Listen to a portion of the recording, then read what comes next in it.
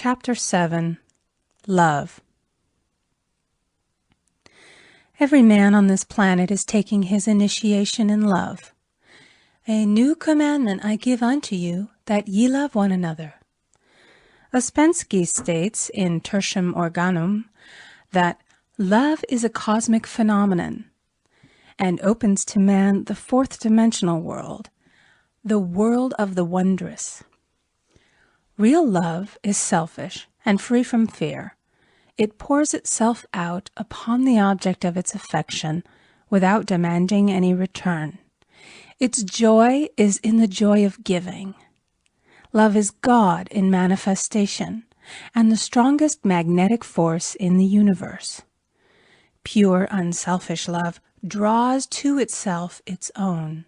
It does not need to seek or demand.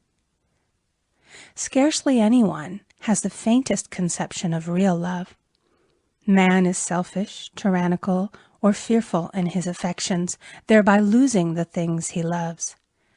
Jealousy is the worst enemy of love, for the imagination runs riot, seeing the loved one attracted to another, and invariably these fears objectify if they are not neutralized. For example, a woman came to me in deep distress. The man she loved had left her for another woman, and said he never intended to marry her.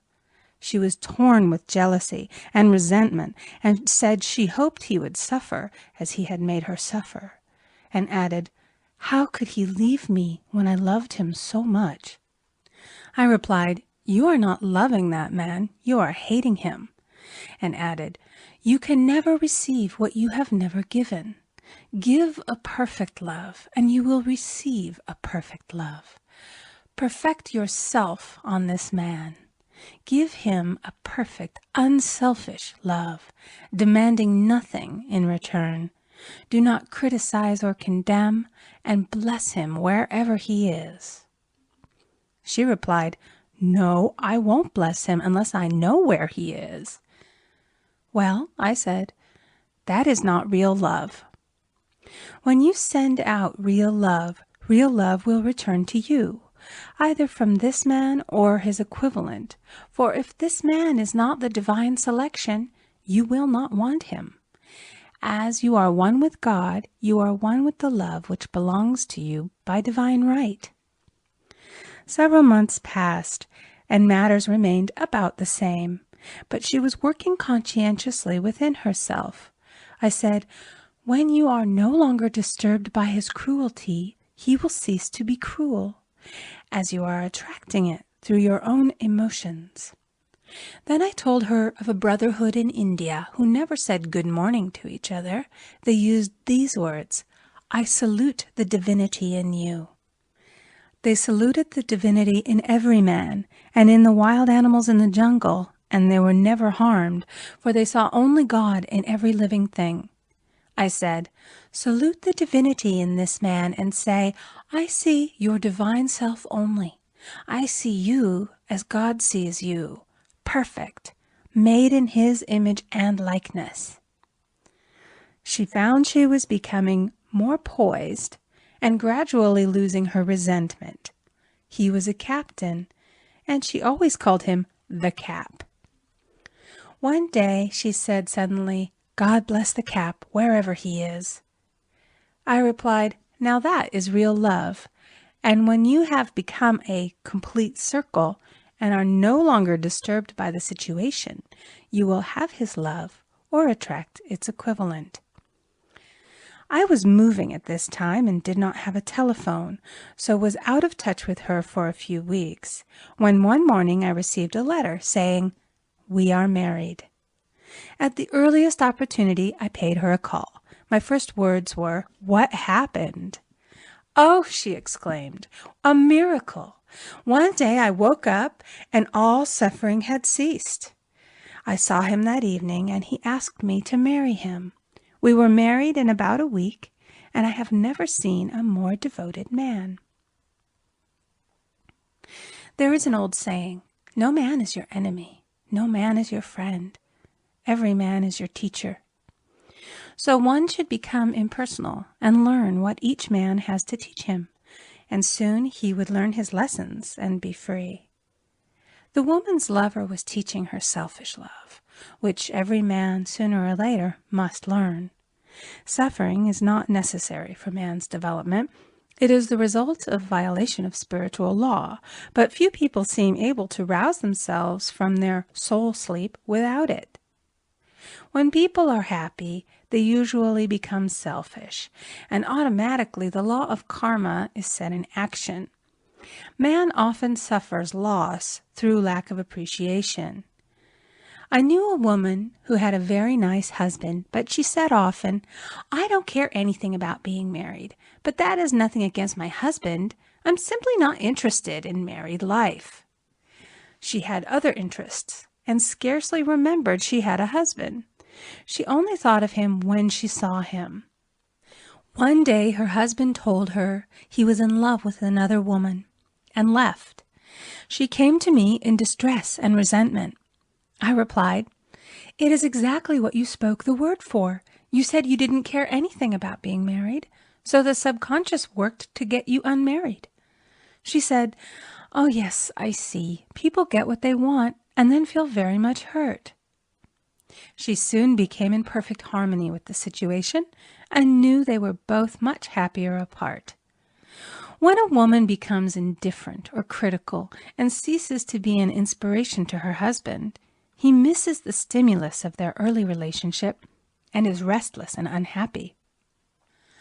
A man came to me dejected, miserable, and poor. His wife was interested in the science of numbers and had had him read. It seems the report was not very favorable, for he said, "My wife says I'll never amount to anything because I am a 2. I replied, "I don't care what your number is. You are a perfect idea in divine mind, and we will demand the success and prosperity which are already planned for you by that infinite intelligence." Within a few weeks, he had a very fine position, and a year or two later, he achieved a brilliant success as a writer. No man is a success in business unless he loves his work. The picture the artist paints for love of his art is his greatest work. The potboiler is always something to live down. No man can attract money if he despises it. Many people are kept in poverty by saying, "Money means nothing to me. I have a contempt for people who have it." This is the reason so many artists are poor. Their contempt for money separates them from it. I remember hearing one artist say of another, "He's no good as an artist, but he has money in the bank." This attitude of mind, of course, separates man from his supply. He must be in harmony with a thing in order to attract it. Money is God in manifestation, as freedom from want and limitation. But it must be always kept in circulation and put to right uses. Hoarding and saving react with grim vengeance. This does not mean that man should not have houses and lots, stocks and bonds, for "the barns of the righteous man shall be full." It means that man should not hoard even the principal if an occasion arises when money is necessary. In letting it go out fearlessly and cheerfully, he opens the way for more to come in, for God is man's unfailing and unexhaustible supply. This is the spiritual attitude towards money, and the great bank of the universal never fails. We see an example of hoarding in the film production of Greed. The woman won $5,000 in a lottery, but would not spend it. She hoarded and saved, let her husband suffer and starve, and eventually she scrubbed floors for a living. She loved the money itself and put it above everything, and one night she was murdered and the money taken from her. This is an example of where love of money is the root of all evil. Money in itself is good and beneficial, but used for destructive purposes, hoarded and saved, or considered more important than love, brings disease and disaster, and the loss of the money itself. Follow the path of love, and all things are added, for God is love, and God is supply. Follow the path of selfishness and greed, and the supply vanishes, or man is separated from it. For example, I knew the case of a very rich woman who hoarded her income. She rarely gave anything away, but bought and bought and bought things for herself. She was very fond of necklaces, and a friend once asked her how many she possessed. She replied, 67. She bought them and put them away, carefully wrapped in tissue paper. Had she used the necklaces, it would have been quite legitimate, but she was violating the law of use. Her closets were filled with clothes she never wore and jewels which never saw the light. The old woman's arms were gradually becoming paralyzed from holding on to things, and eventually she was considered incapable of looking after her affairs, and her wealth was handed over to others to manage. So man, in ignorance of the law, brings about his own destruction. All disease, all unhappiness come from the violation of the law of love. Man's boomerangs of hate, resentment, and criticism come back laden with sickness and sorrow. Love seems almost a lost art, but the man with the knowledge of spiritual law knows it must be regained, for without it he has become as sounding brass and tinkling cymbals. For example, I had a student who came to me month after month to clean her consciousness of resentment. After a while, she arrived at the point where she resented only one woman, but that one woman kept her busy. Little by little, she became poised and harmonious, and one day all resentment was wiped out. She came in radiant and exclaimed, "You can't understand how I feel. The woman said something to me, and instead of being furious, I was loving and kind. And she apologized and was perfectly lovely to me. No one can understand the marvelous lightness I feel within." Love and goodwill are invaluable in business. For example, a woman came to me complaining of her employer. She said she was cold and critical, and she knew she did not want her in the position.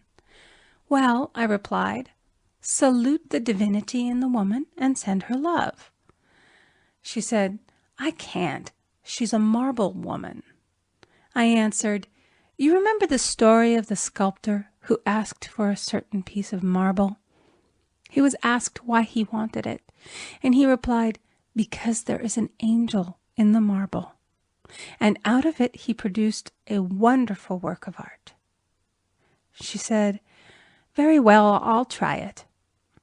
A week later she came back and said, "I did what you told me, and now the woman is very kind," and took me out in her car. People are sometimes filled with remorse for having done someone an unkindness, perhaps years ago. If the wrong cannot be righted, its effect can be neutralized by doing someone a kindness in the present. This one thing I do, forgetting those things which are behind, and reaching forth unto those things which are before. Sorrow, regret, and remorse tear down the cells of the body and poison the atmosphere of the individual. A woman said to me in deep sorrow, "Treat me to be happy and joyous, for my sorrow makes me so irritable with the members of my family that I keep making more karma." I was asked to treat a woman who was mourning for her daughter. I denied all belief in loss and separation and affirmed that God was the woman's joy, love, and peace. The woman gained her poise at once, but sent word by her son not to treat any longer because she was so happy it wasn't respectable. So mortal mind loves to hang on to its griefs and regrets. I knew a woman who went about bragging of her troubles, so of course she always had something to brag about. The old idea was, if a woman did not worry about her children, she was not a good mother. Now we know that mother fear is responsible for many of the diseases and accidents which come into the lives of children. For fear pictures vividly the disease or situation feared, and these pictures objectify if not neutralized. Happy is the mother who can say sincerely that she puts her child in God's hands and therefore knows that he is divinely protected. For example, a woman awoke suddenly in the night, feeling her brother was in great danger. Instead of giving in to her fears, she commenced making statements of truth, saying, "Man is a perfect idea in divine mind and is always in his right place. Therefore, my brother is in his right place and is divinely protected."